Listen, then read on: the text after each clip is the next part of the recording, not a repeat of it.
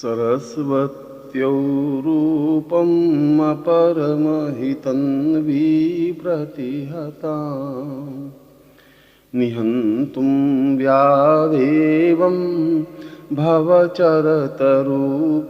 श्रियमहो गतं देव्यं पूर्णं परमपवितं पूर्णदविदे अतोर्व्यां पूर्वस्यां मदनमदपूर्वं व्यतिरति।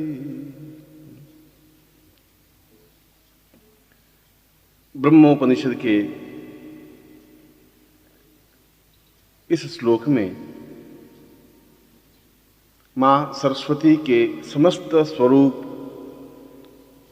और उसके साधना रहस्यों को स्पष्ट कर दिया है। सरस्वती अपने आप में जीवन का आधारभूत स्वरूप है। कल्पना करें कि यदि हम बहुत सुंदर हों, आकर्षक हों और यदि हमारे पास वाणी न हो, बोलने की शक्ति न हो, तो हमारा स्वरूप, हमारा आकर्षण अपने आप में समाप्त हो जाता है। और यदि बोलने की कला और प्रभाव डालने की कला का जहां तक प्रश्न है, यदि व्यक्ति के पास ये कलाएं नहीं हैं, तो वह चाहे कितना ही धनाढ्य हो, कितना ही संपन्न हो, कितना ही सुंदर हो, उसका व्यक्तित्व तो अपने आप में अधूरा सा लगता है। व्यक्ति पूर्ण तभी बनता है जब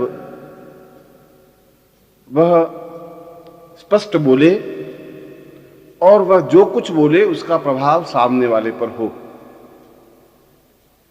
क्योंकि हमारा सामने वाले व्यक्ति से संबंध केवल शब्दों के माध्यम से ही संभव है।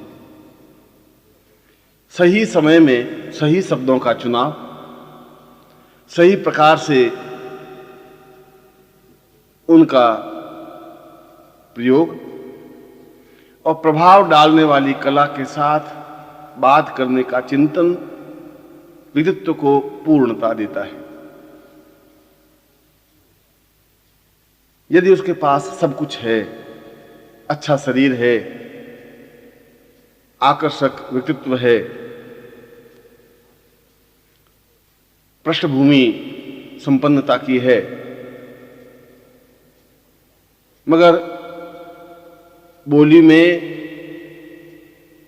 कमजोर या निर्धन है, तो वह दूसरों पर प्रभाव नहीं डाल सकता, समाज में योग्य नहीं हो सकता, सम्माननीय नहीं हो सकता। वह अपने आप में अधूरा सा अनुभव करने लगता है। जो व्यक्ति सही तरीके से बोल नहीं पाते, अपनी बात को सामने वाले के हृदय में उतार नहीं सकते, उनको बड़ी झंझुलाहट होती है कि सब कुछ होते हुए भी हम क्यों नहीं अपनी बात सामने वाले से मनवा लेते, हम क्यों नहीं उनको समझा सकते, क्यों नहीं उसको कन्विंस कर पाते हैं। इसीलिए तो जीवन में सरस्वती की साधना को अत्यंत महत्व माना गया है। इसीलिए तो सरस्वती को परम आराध्या माना गया है, क्योंकि सरस्वती ही शब्दों की वक्तता की, पूर्णता की देवी है। शब्दों के माध्यम से ही तो जीवन संतुलित और पूर्ण बनता है। चाहे वह भाषण या वक्तृत्व देने की कला का क्षेत्र हो, चाहे अपनी बात स्पष्ट और सिद्ध करने की वक्तृता चिंतन हो, चाहे पंडित हो और शास्त्रार्थ के माध्यम से सामने वाले को पराजित करने की कला का ज्ञान हो, और चाहे संगीत का क्षेत्र हो, गायन का क्षेत्र हो, ये सभी क्षेत्र जीवन के आवश्यक क्षेत्र हैं, क्योंकि ये जीवन के पूर्ण चिंतक हैं। एक व्यक्ति चाहे किसी भी प्रकार के व्यक्तित्व का हो, और यदि वह प्रभावपूर्ण ढंग से वक्तव्य देता है जिसका प्रभाव उपस्थित जन समुदाय पर होता है, तो वह प्रशंसा और तालियों को बटोर लेता है। यदि शास्त्रार्थ में स्पष्ट उच्चारण है और अपने तर्कों को क्षमता के साथ सामने वाले के सीने में उतारने के लिए प्रस्तुत है, तो वह शास्त्रार्थ में विजयी हो जाता है और विजयश्री उसके गले में पड़ जाती है। और यदि कला का क्षेत्र है, संगीत का क्षेत्र है, यदि उसके गले में लोच है, यदि वो बहुत उत्तम तरीके से गा सकता है, तो वह संपूर्ण देश और विश्व में सम्मानित हो सकता है। और यह सब सरस्वती के द्वारा ही संभव है, क्योंकि सरस्वती के 8 आयाम हैं। इन आयामों की पूर्ति सरस्वती के द्वारा ही संभव है। त्रिगुणात्मक स्वरूप में जिसे हमने शक्ति नाम से संबोधित किया, उसके 3 रूप हैं, महाकाली, महालक्ष्मी, महासरस्वती। उन तीनों का समन्वित स्वरूप ही शक्ति के रूप में प्रतिस्थापित हुआ। जहां महाकाली शत्रुओं का संहार करने में समर्थ, सशक्त और सक्षम है, जहां महालक्ष्मी जीवन में पूर्णता और संपन्नता देने में समर्थ है, वहां महासरस्वती अधूरे जीवन को पूर्णता देने और समाज में सम्माननीय बनाने में अग्रणी शक्ति है, जिसके बिना जीवन की पूर्णता संभव ही नहीं है। आप कल्पना करें कि आपके पास एक अच्छा व्यक्तित्व है, मगर यदि आप हकलाते हैं, स्पष्ट उच्चारण नहीं कर पाते, तो आपका सारा व्यक्तित्व अपने आप में खंडित हो जाता है। यदि आप संपन्न घराने के हैं और यदि कहीं भाषण देने की जरूरत पड़ जाए, तो 2-4 लाइनों के बाद एकदम से आप घबराने लग जाते हैं कि क्या बोलना है, क्या कहना है, और सारा चेहरा, शरीर पसीने पसीने हो जाता है और आप शर्म से गड़ जाते हैं। उस समय आपके मन में यह चिंतन पैदा होता है कि काश हम उच्च कोटि के भाषण को दे सकते हैं, हम सही ढंग से अपनी बात लोगों को समझा सकते, कह सकते, धारा प्रवाह बोल सकते। यदि आप किसी संगीत सभा में गए हों और आपने किसी का संगीत सुना हो, ऐसा संगीत ऐसा गायन जो हृदय को मथ डालता है, तरंगें पैदा कर लेता है, रुला देता है या हंसा देता है, और जब आप उठकर रवाना होते हैं तो आपके मन में एक सहज स्वाभाविक इच्छा जागृत होती है कि काश हम भी इतना अच्छा गा सकते या बोल सकते।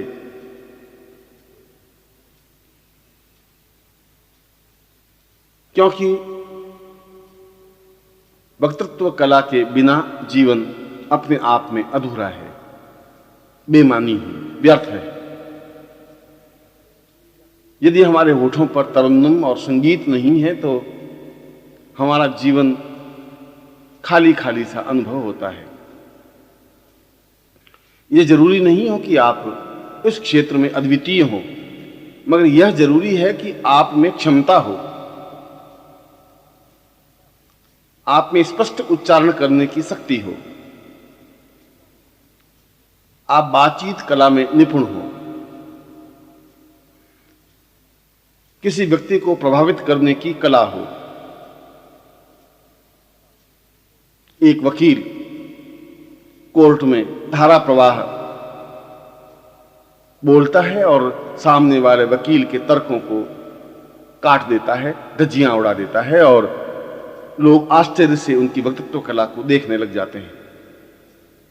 उस समय आपके मन में भी ऐसा ही चिंतन आता है कि काश आप भी इस प्रकार से बोल पाते। इसीलिए तो पूरे जीवन का सार बोलने की कला में है, क्योंकि हमारा अधिकांश समय समाज के अन्य लोगों के साथ व्यतीत होता है।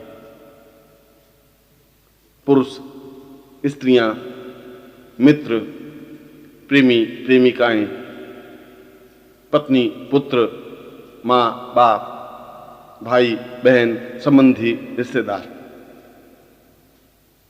इन सभी के साथ हमारा संपर्क, साहचर्य बना रहता है और इनसे बातचीत भी करनी पड़ती है, अपनी बात भी इनको समझानी पड़ती है, इनको प्रभावित भी करना होता है और यह सब शब्दों के माध्यम से ही संभव है, उत्तम वक्तृत्व कला के माध्यम से ही संभव है। और ऐसी श्रेष्ठ वक्तृत्व कला बिना सरस्वती की कृपा के संभव नहीं है। इतना श्रेष्ठ गायन बिना भगवती सरस्वती की आराधना के बिना संभव नहीं है। यह तो तभी संभव है जब कंठ में भगवती वाग्देवी स्थापित हो, उसके कंठ में एक माधुर्य हो, ओज हो, प्रभाव हो, वह जो कुछ कहे सामने वाले के हृदय में उतर जाए, उसे बात कहने का ढंग हो। बातचीत की सफलता भी अपने आप में जीवन की श्रेष्ठ सफलता मानी जाती है और पूरे जीवन की सफलता का आधार भी यही है। यदि हमने जन्म लिया और जीवन जिया और असफल जीवन जिया तो उस जीवन का कोई मतलब, कोई मकसद नहीं होता। ऐसे तो हजारों लाखों लोग पैदा होते हैं और समाप्त हो जाते हैं, कीड़े मकोड़ों की तरह, व्यर्थ की जिंदगी जीते हुए, अपने आप में पछताते हुए और निराशा से घिरे हुए, क्योंकि उनके पास कोई मार्गदर्शक नहीं होता, क्योंकि उनके पास वक्तृत्व कला नहीं होती, क्योंकि उनके पास समाज को प्रभावित करने की खूबियां नहीं होती, क्योंकि उनके कंठ में सरस्वती नहीं होती, क्योंकि गायन के क्षेत्र में वह अप्रतिम और अद्वितीय नहीं होते। और यदि यह सब कुछ नहीं है तो फिर जीवन का कोई मतलब, कोई मकसद नहीं है। जीवन में जीना और सांस लेना अपने आप में कोई बहुत बड़ी उपलब्धि नहीं है। यह तो प्रत्येक पशु पक्षी सांस लेते ही हैं, भोजन करते ही हैं, संतान उत्पन्न करते ही हैं और मर जाते हैं। ऐसा कोई बहुत बड़ी घटना या उपलब्धि नहीं कही जा सकती। यह तो तभी कही जा सकती है जब उनमें, उस मनुष्य में कुछ खूबियां हों, तभी वह भीड़ से अलग हटकर दिखाई देगा, तभी उसमें चेतना का विस्तार होगा, तभी वह जीवन की पूर्णता का परिचय होगा। और यह सब प्राप्त करने के लिए कोई स्कूल या कॉलेज नहीं है। यह सब प्राप्त करने के लिए बाजार में जाकर खरीदने की कला नहीं है। वक्तृत्व कला की श्रेष्ठता बाजार में खरीदी नहीं जा सकती। पैसे देकर संगीत में निष्णात नहीं बना जा सकता। लोगों को प्रभावित करने और शब्दों के माध्यम से उन्हें अपना बना लेने की कला बाजार में बिकती नहीं। यह तो सरस्वती साधना के द्वारा ही संभव है। और जैसा कि मैंने बताया कि यदि व्यक्ति के पास कोई मार्गदर्शक नहीं होता, गुरु नहीं होता, तो उसे ज्ञान भी नहीं होता कि यह सब कुछ प्राप्त किया जा सकता है, अभी भी कुछ नहीं बिगड़ा है। जो जीवन बीत चुका है वह बीत चुका है, मगर आने वाले जीवन को संवारा जा सकता है, सजाया जा सकता है, सुधारा जा सकता है, उस जीवन को एक अद्वितीय और अनुपम बनाया जा सकता है। यह तो गुरु ही स्पष्ट कर सकते हैं कि किस प्रकार से जीवन का निर्माण किया जाए, किन युक्तियों से, किन तरकीबों से,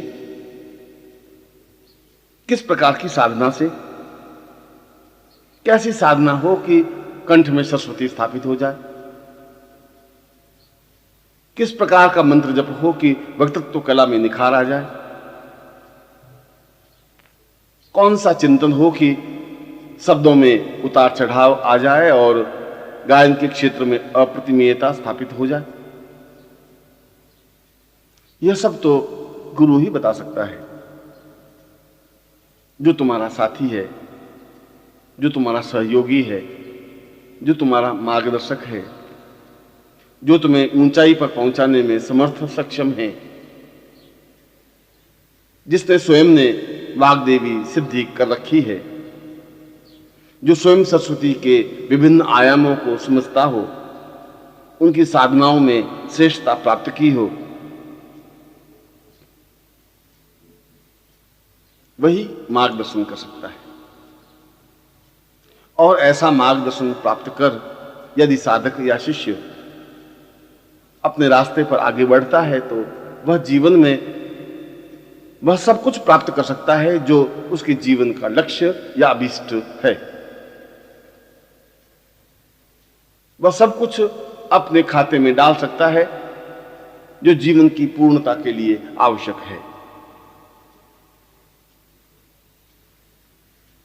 और ऐसा प्रत्येक व्यक्ति के लिए संभव है, चाहे उसका व्यक्तित्व आकर्षक हो या न हो, चाहे उसने गरीब घर में या अमीर घराने में जन्म लिया हो,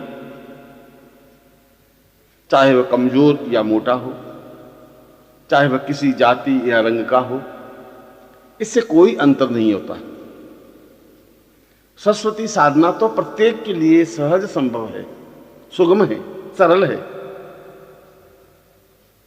क्योंकि यह साधना अपने आप में त्रिगुणात्मक स्वरूप में से एक महाशक्ति की साधना है। सरस्वती को महाशक्ति कहा गया है क्योंकि वह जीवन की आराध्या है, जीवन की पूर्णता की आधार है, जीवन को श्रेष्ठता तक पहुंचाने का आयाम है। यदि सरस्वती नहीं है तो फिर जीवन भी नहीं है। जीवन अपने आप में एक बेमानी और तुच्छ बन करके रह जाएगा, जिसका कोई प्रयोजन नहीं होता, जिसका कोई लक्ष्य नहीं होता, जिसकी कोई मूल्य नहीं होता।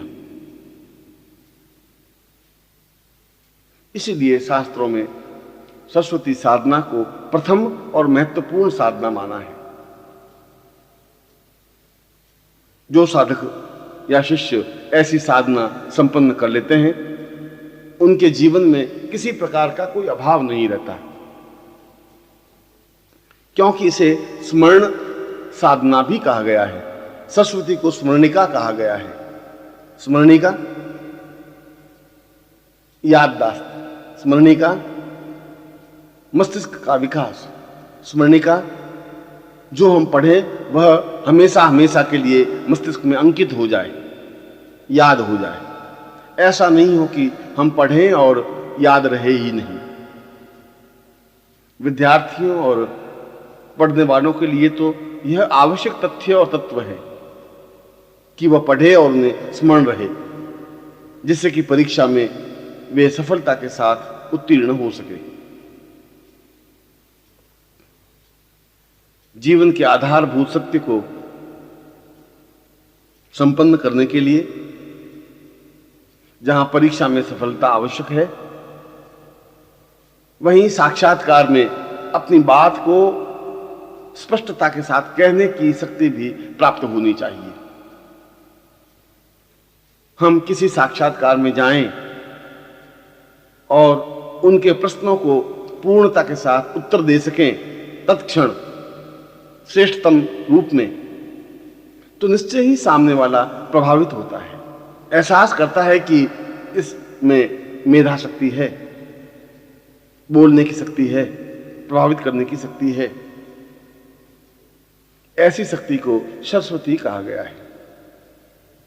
और जीवन के क्षेत्र में तो इस मेधा शक्ति और सरस्वती की नितांत अनिवार्यता रहती ही है, चाहे हम किसी भी व्यापार या व्यवसाय में हो, चाहे हम किसी भी क्षेत्र में हो, क्योंकि हमारे जीवन में हजारों लाखों लोगों से संपर्क तो रहेगा ही, जिसमें अच्छे बुरे, बुद्धिमान मूर्ख, तेज तर्रार और सुस्त सभी तरह के लोग होंगे और कई कई रूपों में हमारे सामने आएंगे। और जब आप व्यापार में हैं या नौकरी में हैं या किसी भी क्षेत्र में हैं, तो इन लोगों से संपर्क करना ही पड़ेगा, क्योंकि ये समाज के अंग हैं। और यदि आप उनसे बातचीत करते समय आपका व्यक्तित्व दब जाता है, कमजोर हो जाता है, तो एक प्रकार से वह आप पर हावी हो जाता है। आप अपनी बात नहीं कह पाते और सामने वाला आपको प्रभावित करने की सामर्थ्य पा लेता है। वह कौन सी शक्ति थी जिससे कि सामने वाले ने आप पर विजय प्राप्त कर ली? क्या आप ऐसा नहीं कर सकते? और यदि आप ऐसा कर सकते हैं तो समाज में आप सम्माननीय बन सकते हैं। आप यदि उनको प्रभावित कर सकते हैं तो अपने व्यापार की वृद्धि कर सकते हैं, नौकरी में सफलता पा सकते हैं, पारिवारिक अनुकूलता अनुभव कर सकते हैं, लोगों को अपने अनुकूल बना सकते हैं, मित्रों का दायरा बढ़ा सकते हैं और जीवन में वह सब कुछ प्राप्त कर सकते हैं जो जीवन का लक्ष्य है, जो जीवन का उद्देश्य है, जो जीवन का चिंतन है। और यह सब केवल सरस्वती साधना के द्वारा ही संभव है। जो अपने जीवन में सरस्वती की उपेक्षा करता है, वह अपने जीवन को स्वयं ही समाप्त करता है। जो अपने जीवन में सरस्वती का चिंतन नहीं करता, वह अपने जीवन को बेकार ढोता है, क्योंकि इस प्रकार के जीवन का कोई मतलब या कोई मकसद नहीं होता, कोई मूल्य नहीं होता। वह तो एक घिसा पिटा जीवन होता है जिसका कोई अर्थ या चिंतन नहीं होता, जिसे सम्मान प्राप्त नहीं होता, जिसे समाज में श्रेष्ठता अनुभव नहीं होती, जिसे पूर्णता प्राप्त नहीं होती, और जो अपने जीवन में जो कुछ करना चाहता है नहीं कर सकता। इसीलिए तो शास्त्रों ने दो टूक शब्दों में कहा है कि जीवन का प्रारंभ होते ही बालकों को ही सरस्वती साधना संपन्न करा देनी चाहिए, तभी बालक मेधावी हो सकते हैं, तभी बालक में वाक शक्ति प्रखर बन सकती है, तभी बालकों की स्मरण शक्ति ऊंचाई पर उठ सकती है, तभी बालक का व्यक्तित्व तेजस्वी और प्रभावपूर्ण बन सकता है। और यह सब सरस्वती साधना के द्वारा ही संभव है। यूं तो जीवन में प्रत्येक वस्तु की आवश्यकता होती ही है, परंतु आधार तो वाक शक्ति है, आधार तो बोलने की शक्ति है, आधार तो दूसरों को प्रभावित करने की शक्ति है। आपके पास एक प्रखर मस्तिष्क हो, स्मरण शक्ति हो, बोलने की कला हो, तो निश्चय ही आप समाज के बहुत बड़े वर्ग को अपना अनुकूल बना सकते हैं। और यह अनुकूलता ही जीवन का आयाम होती है, यह अनुकूलता ही जीवन की पूर्णता मानी जाती है। इस अनुकूलता से ही जीवन में वह सब कुछ प्राप्त हो सकता है जो जीवन का लक्ष्य है, जो जीवन का अभिष्ट है। इसलिए जहां जीवन में भगवती जगदम्बा की साधना आवश्यक मानी गई है, महाकाली की साधना आवश्यक मानी गई है, उससे भी ज्यादा और उससे भी पहले सरस्वती की साधना को महत्व दिया गया है। क्योंकि यह है तो अन्य साधनाएं संभव हो सकती हैं। यदि स्पष्ट उच्चारण है तो मंत्र जप हो सकता है। यदि स्मरण शक्ति है तो साधना की बारीकियां मस्तिष्क में अंकित हो सकती हैं। इसलिए प्रत्येक साधक या शिष्य का पहला और प्रामाणिक कर्तव्य यह होना चाहिए कि वह जैसे भी हो उन साधनाओं को प्राप्त करे जो सरस्वती साधना की श्रेष्ठतम स्थिति हो, जिसके माध्यम से बोलने की क्षमता प्राप्त हो, मेधा शक्ति बढ़े, स्मरण शक्ति में तीव्रता आए, व्यक्तित्व में निखार आए और हमारे शब्दों में, हमारी वाणी में प्रभावोत्पादकता बने। यह उन साधनाओं के माध्यम से संभव है जिसे वाग्देवी साधना कहा गया है। और वाग्देवी सरस्वती का ही एक प्रतिरूप है जो संपूर्ण जीवन को आधार देती है, चिंतन देती है, श्रेष्ठता देती है, जाज्वल्य मान्यता प्रदान करती है। जितने भी उच्च कोटि के योगी या सन्यासी हुए, वे चाहे गोरखनाथ थे, चाहे शंकराचार्य थे, चाहे वशिष्ठ थे, चाहे विश्वामित्र थे, चाहे गर्ग थे, चाहे कर्णाद और पुलस्त्य थे, इन सभी ने वाग्देवी साधना तो संपन्न की ही। आज भी जितने उच्च कोटि के गायक या संगीतकार हैं, वक्तृत्व कला में निपुण और श्रेष्ठ हैं, उन्होंने अवश्य ही सरस्वती साधना संपन्न की होगी, चाहे इस जीवन में, चाहे जीवन के अतर जीवन में। क्योंकि बिना सरस्वती की कृपा के यह सब कुछ संभव हो ही नहीं सकता। और मैं सरस्वती के उन आयामों को स्पष्ट कर रहा हूं, उन मंत्रों और साधनाओं को स्पष्ट कर रहा हूं जो जीवन के आवश्यक हैं, जो जीवन के लिए आवश्यक हैं, जो जीवन की पूर्णता के लिए आवश्यक हैं। सरस्वती साधना के बारे में मैं उन गोपनीय रहस्यों को स्पष्ट कर रहा हूं जिनके माध्यम से जीवन को सभी दृष्टियों से पूर्ण बनाया जा सकता है।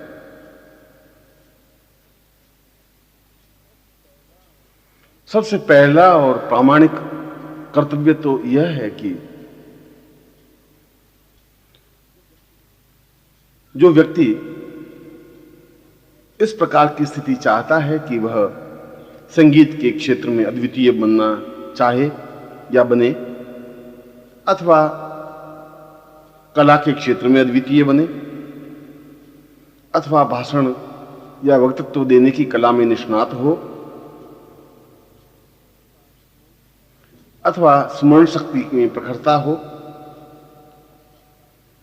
या साक्षात्कार में सफलता प्राप्त हो, इन सारी स्थितियों के लिए यह जरूरी है कि वह किसी योग्य गुरु से वाग्देवी दीक्षा प्राप्त करे। इस दीक्षा से उसका आधा काम तो अपने आप में ही संपन्न हो जाता है, क्योंकि यह दीक्षा अपने आप में अप्रतिम और अद्वितीय है। जिन्होंने भी इस दीक्षा को अनुभव किया है या प्राप्त किया है, वे समझ सकते हैं कि वाग्देवी दीक्षा अपने आप में जीवन का एक अनमोल पुंज है, जो वास्तव में ही सौभाग्यशाली साधकों, शिष्यों या व्यक्तियों को प्राप्त होता है जिन पर गुरु कृपा करते हैं, जो गुरु के प्रिय होते हैं, जो गुरु के नजदीक होते हैं, उन्हीं को इस प्रकार की दीक्षा प्राप्त हो सकती है।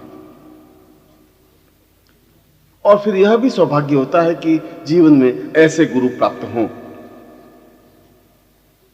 ऐसे गुरु हों जो स्वयं वाग्देवी सिद्धि प्राप्त हों, जो वचन सिद्ध हों, जो बोले वह कार्य हो जाए, ऐसी सिद्धि उन्हें हो, जिन्होंने सरस्वती साधना सिद्ध कर रखी हो। ऐसा ही गुरु यदि जीवन में कहीं पर मिल जाता है तो यह जीवन का सौभाग्य ही समझना चाहिए। फिर जीवन में चूकना नहीं चाहिए, फिर एक क्षण भी गंवाना नहीं चाहिए, फिर तत्परता के साथ उनके चरणों में बैठ ही जाना चाहिए और सेवा के माध्यम से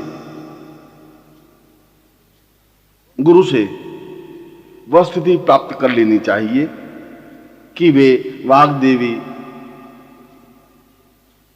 दीक्षा देने में तैयार हो जाए।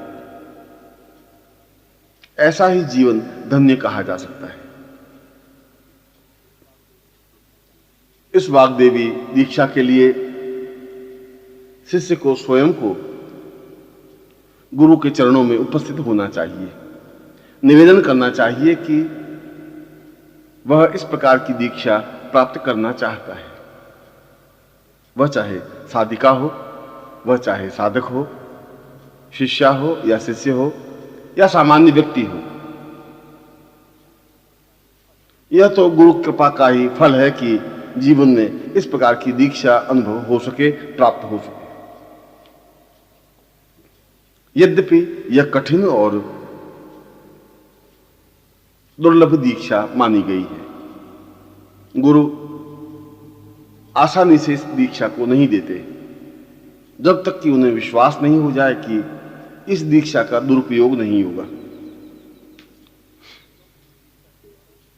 क्योंकि इस दीक्षा के द्वारा शिष्य में वाग्देवी स्थापित हो जाती है, उसे वचन सिद्धि प्राप्त हो जाती है। वह अपने जीवन में जो भी कहता है वह हो ही जाता है। उसके चेहरे पर एक निखार और एक प्रखरता आ जाती है। उसके व्यक्तित्व में एक अनोखा ओज आ जाता है, जिसकी वजह से वह अलग से ही पहचाना जाता है। जीवन में ऐसी दीक्षा प्राप्त करनी ही चाहिए और दीक्षा प्राप्त करने के बाद ही यदि साधक सरस्वती साधना या वाग्देवी साधना में प्रवृत्त होता है तो उसे सफलता मिलती ही है। यूं बिना दीक्षा भी वाग्देवी साधना संपन्न की जा सकती है, परंतु दीक्षा के बाद रास्ता अत्यधिक सरल हो जाता है, सुगम हो जाता है। फिर असफलता के कोई चिन्ह नहीं रह पाते। फिर यह निश्चित हो जाता है कि सिद्धि प्राप्त होगी ही।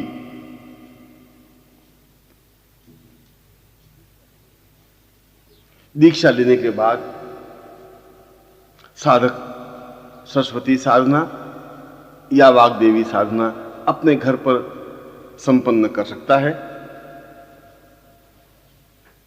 अथवा गुरु के सामीप्य रहकर इस साधना को सिद्ध कर सकता है।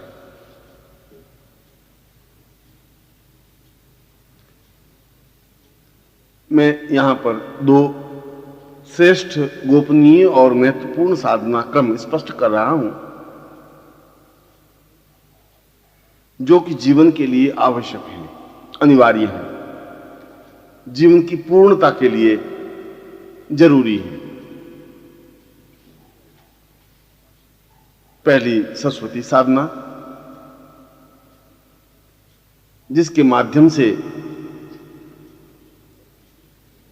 स्मरण शक्ति बढ़े, हम जो भी पढ़ें या सुने वह स्मरण हो जाए और काफी लंबे समय तक स्मरण बनी रहे।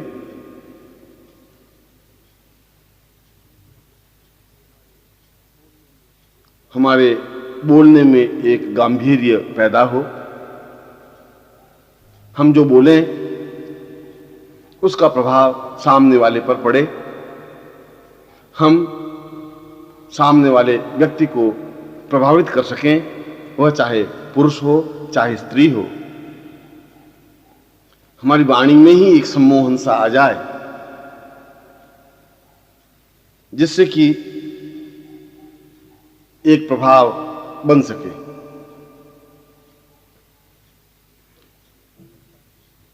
परीक्षा में सफलता या साक्षात्कार में पूर्ण अनुकूलता इस सरस्वती साधना के माध्यम से ही संभव है। इसके साथ ही साथ यदि हमें श्रेष्ठ गुरु नहीं मिल रहे हो, गुरु कृपा प्राप्त नहीं हो रही हो, गुरु की सामीप्यता अनुभव नहीं हो रही हो, तब भी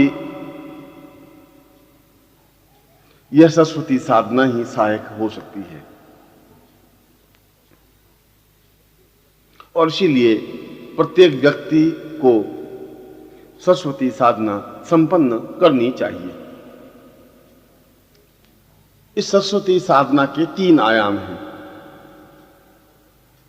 एक तो गर्भस्थ बालक को चेतना देना या सरस्वती सिद्ध कराना।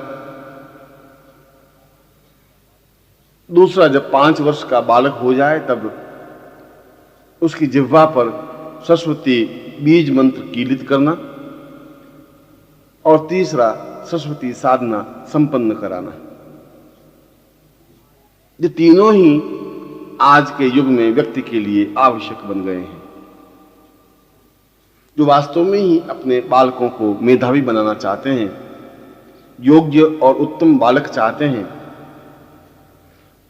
जो पढ़ाई के क्षेत्र में और प्रत्येक क्षेत्र में तीव्रता के साथ बढ़ सके, तो गर्भ में ही गुरु सरस्वती साधना संपन्न करा लेता है। इसे गर्भस्थ सरस्वती साधना प्रयोग कहा जाता है। जब गर्भ में बालक 3 महीने से ज्यादा समय का हो जाए, तब पति पत्नी दोनों को गुरु के चरणों में पहुंचना चाहिए और निवेदन करना चाहिए कि होने वाली संतान को आप अभी से सरस्वती प्रयोग संपन्न करवा दें। क्योंकि उस समय उस बालक को यदि सरस्वती प्रयोग संपन्न करवा दिया जाता है तो वह अपने आप में ही मेधावी बनकर के ही जन्म लेता है। पिछले जीवन के सारे ज्ञान को वह अपने साथ लेकर ही जन्म लेता है। यह अपने आप में एक उच्च कोटि का प्रयोग या साधना है जो बहुत कम योगी, सन्यासी या गुरु जानते हैं। ढोंग या पाखंड की बात तो अलग है। यूं तो जितने भी साधु, सन्यासी या योगी हैं वे सभी ऐसा कह सकते हैं कि हमें गर्भस्थ बालक को चेतना देने की साधना का ज्ञान है, पर वास्तविकता में ऐसा होता नहीं, क्योंकि यह अपने आप में अलौकिक और अद्वितीय साधना प्रयोग है जो बहुत ही कम लोगों को ज्ञात होता है। पति पत्नी दोनों को गुरु के चरणों में पहुंचकर इस प्रयोग को संपन्न करने का आशीर्वाद प्राप्त करना चाहिए और गुरु इस पूरे प्रयोग को संपन्न करावे। पूर्ण सामाजिक, नैतिक और आध्यात्मिक क्रियाओं के माध्यम से, जिससे कि गर्भस्थ बालक चेतना युक्त बने, जिससे कि बालक का मस्तिष्क विकसित हो, जिससे कि पिछले जन्मों में प्राप्त की हुई शिक्षा का उसे स्मरण रहे, जिससे कि जन्म लेते समय वह अपने आप में ही पूर्णता युक्त जन्म ले, जिससे कि वह आगे चलकर एक अद्वितीय व्यक्तित्व बन सके। इसे गर्भस्थ सरस्वती प्रयोग कहा गया है। और जो भी समझदार माता पिता हैं, जिनके पास भी सुविधा है, जो उसे उचित समझते हैं, उनको यह प्रयोग अवश्य ही संपन्न कराना चाहिए। दूसरा प्रयोग, जब बालक 5 से 8 वर्ष का हो, तब जिह्वा सरस्वती प्रयोग संपन्न किया जाता है। यों तो यह प्रयोग जीवन के किसी भी भाग में, किसी भी उम्र में संपन्न किया जा सकता है। कोई जरूरी नहीं है कि वह 5 या 8 वर्ष का ही हो। 40 साल के व्यक्ति को भी जिह्वा सरस्वती प्रयोग संपन्न कराया जा सकता है, 60 साल के व्यक्ति को भी संपन्न कराया जा सकता है। पर यदि सुविधा हो और बालक 5 से 8 वर्ष के बीच की उम्र का हो, तो उसे तो यह प्रयोग अवश्य अपने गुरु के द्वारा संपन्न करा ही लेना चाहिए, वह चाहे बालक हो चाहे बालिका हो।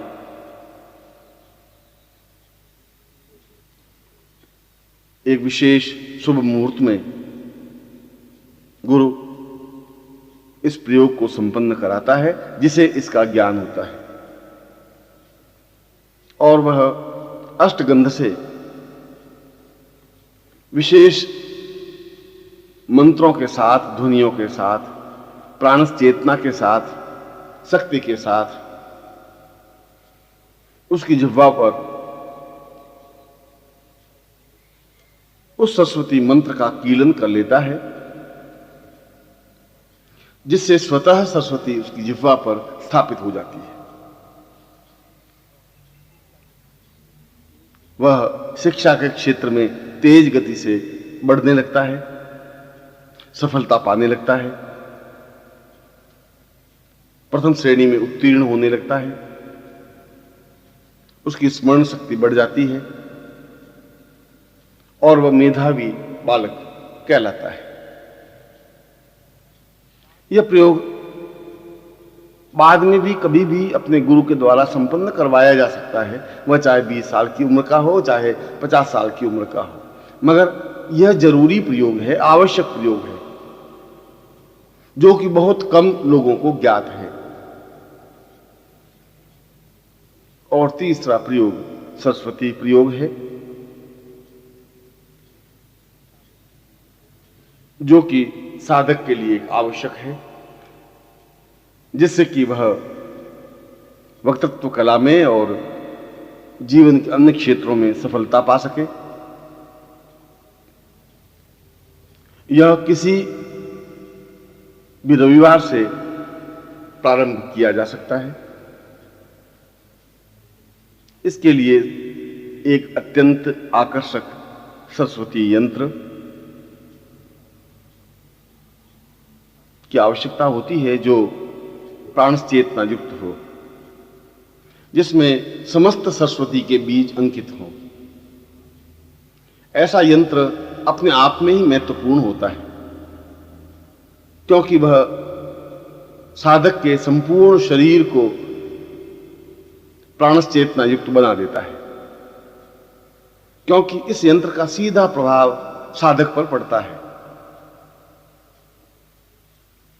सरस्वती का चित्र हो, स्फटिक माला हो, सफेद आसन हो, सफेद धोती पहने और पूर्व की ओर मुंह करके साधक बैठे,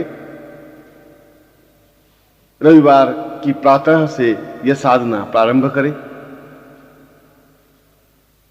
या मात्र 8 दिन की साधना है, रविवार से प्रारंभ कर अगले रविवार को यह साधना पूर्ण की जा सकती है, और नित्य इसके 21,000 मंत्र जप करने आवश्यक माने गए हैं।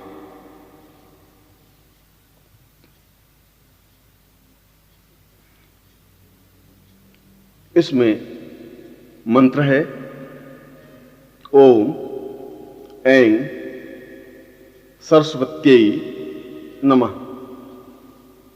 मंत्र भले ही छोटा सा हो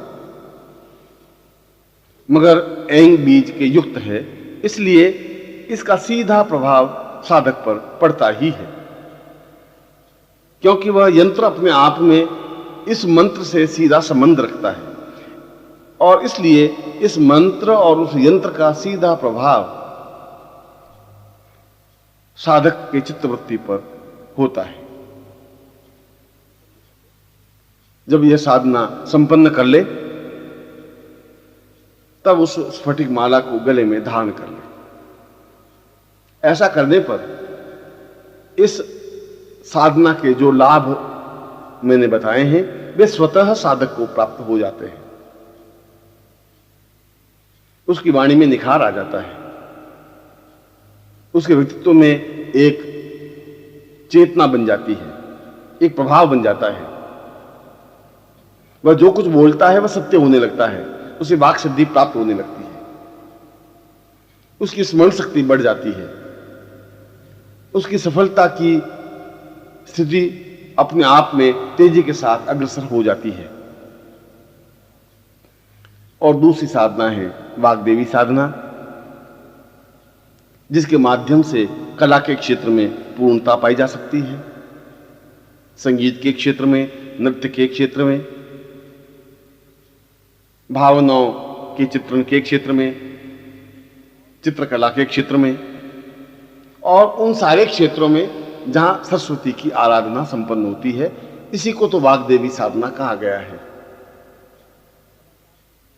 प्रत्येक कलाकार के लिए यह साधना आवश्यक ही नहीं, अनिवार्य मानी गई है। यह साधना रविवार से प्रारंभ होती है और यह साधना भी मात्र 8 दिन की ही साधना है, जिसमें वाग्देवी का चित्र और मंत्र सिद्ध प्राण चेतना युक्त वाग्देवी यंत्र की आवश्यकता होती है। साधक रविवार की प्रातः सफेद वस्त्र पर इस यंत्र को स्थापित कर दे और उसके पीछे ही वाग्देवी चित्र को भी स्थापित कर दे।